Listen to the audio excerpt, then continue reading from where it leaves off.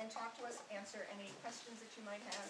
And I'm, without further ado, going to say thank you for being here and turn this over to you. Well, thank you.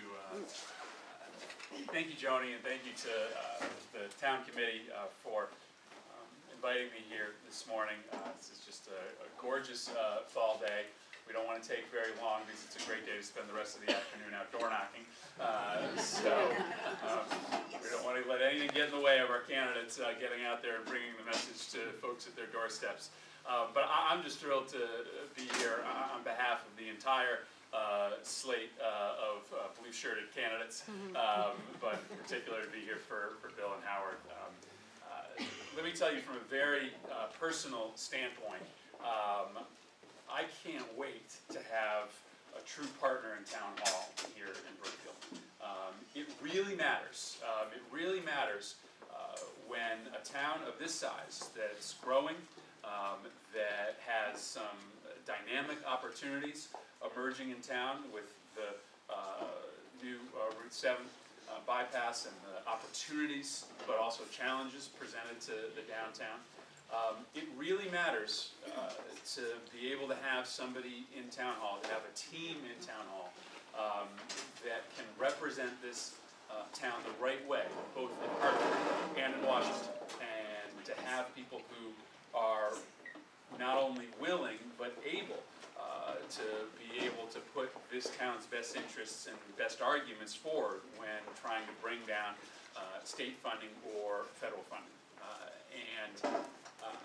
I'm really excited to be here because I see that this town's on the verge of making the investment in the right people, in particular in Bill and Howard. And I know they're doing this the right way. We're talking just a little bit about the fact that the whole team has been out door knocking, going around bringing sort of this case house by house. And let me tell you, I mean, that's how I've always done it. That's how I was elected to the state legislature. That's in part how I was elected with your help to the United States Congress. But to me, you know, why we go out and sort of bring our case one voter at a time, one business at a time, one doorstep at a time, it's not just because it's the most effective campaign tactic. It's not just because that's how you win campaigns, is by going out and talking to people one-on-one. It also says something fundamental about who we are as a party, about why we're Democrats in the first place. You know, there are a lot of policy differences between Republicans and Democrats, but there are also some really important differences about how we govern and about where we think the power comes from. Now, there are exceptions to this rule, but the rule over time largely has been that Republicans at local and state and national levels govern with the advice of a few. That if the sort of description of influence in this world is a pyramid, that the Republicans sort of take their power and take their advice and counsel from the folks at the very top of that pyramid. Democrats do this very differently. We go to the base of the pyramid. We go form consensus, try to bring opinion together, and educate decisions from the base. The only way you can do that is by going out and finding out what people want. Going out on the streets, front porch by front porch, and figuring out what people want from their government. And that's why the method of campaigning that you guys are investing in matters, because it speaks to how we form opinion and how we form consensus as a party, and it sends the right message to people that if we're out there talking to them one-on-one instead of just putting ads in the paper and on TV and in the radio, that's the kind of government we're going to be. The way we campaign is the way that we govern. So I'm thrilled to be here, to be part of a team that's running this race the right way, sending a signal that you're going to govern the right way. And when you get in office, you're going to have some challenges, and I'm here also to say that I can't wait to be a partner in trying to confront those challenges. The long overdue work on Route 7 gives this town a real opportunity to continue to grow and to plan. It's downtown, the heart of this community. But that's going to necessitate some investment. That's going to necessitate a conversation about how you are able to leverage both local and state and federal resources to try to make some of the investments, whether it's extending water mains or other things that you may want to do here.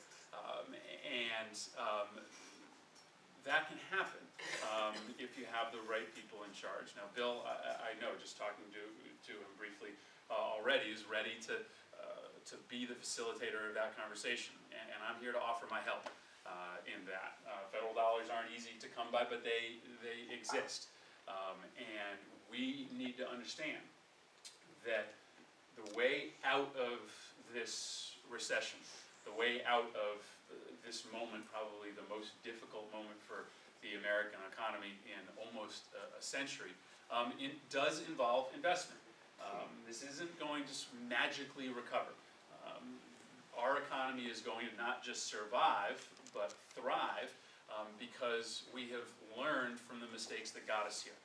And listen, the mistakes are multifold. A long-term ignorance of the costs to this economy due to a healthcare system that costs twice as much as any other healthcare system in the world, an energy policy which holds our individual families and businesses hostage to energy prices set by foreign petro-dictators in the Middle East, Russia, Venezuela, and other places. A neglect of proper regulation of our financial system so that we had reckless speculation leading to the downfall of major financial institutions and resulting in putting families and businesses in jeopardy. But also underlying all of those problems was a lack of investment in infrastructure, a lack of investment not only in keeping up what we have, but also having the courage to build anew. And that's where I think, and listen, you guys know better than I do, but that's where I think that we still have a lot of opportunities here in Western Connecticut. Whether it is making upgrades and expansions to the rail line, connecting the Western Corridor, whether it is continuing to make the improvements that have been too slow along the Route 7 corridor, or whether it's helping towns like Brookfield make investments in their local road structure so that they can really be ready to promote the kind of economic development that we think will lie on the other side of this economic downturn. We need to understand that it's infrastructure investment and the lack of infrastructure investment that's got us in the place that we are today. We have opportunities coming.